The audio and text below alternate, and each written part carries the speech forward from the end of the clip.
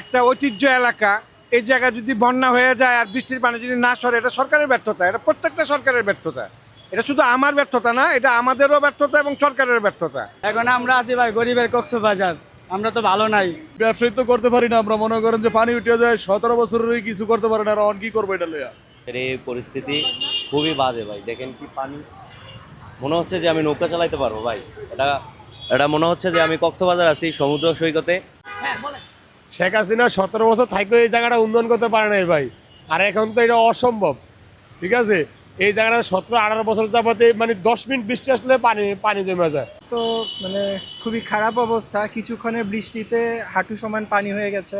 আমি স্কুটারটা রেখে মার্কেটে গিয়েছিলাম, এসে দেখি স্কুটার অর্ধেক ডুবে গেছে, আমার হাঁটু পর্যন্ত পানি, মানে চরম ভোগান্তিকর অবস্থা আর কি। আসলে এই যে নিউ মার্কেটে কক্সবাজারের মতো একটা সুন্দর ফিল পাওয়া যাচ্ছে।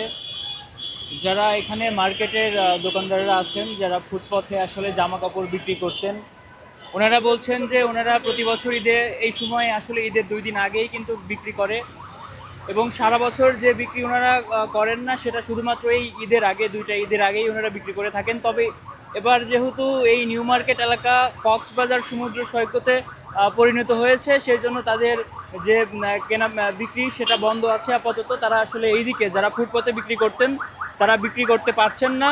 শুধুমাত্র মার্কেটের ভিতরে যে দোকানগুলো আছে সেগুলোতে খুব বেশি যে বিক্রি হচ্ছে তা না, কম বিক্রি হচ্ছে।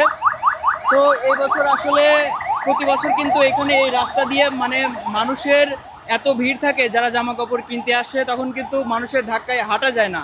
আর এবারে আপনারা দেখতে পাচ্ছেন সম্পূর্ণ রাস্তা জুড়ে একদম সমুদ্র সৈকত হয়ে গেছে।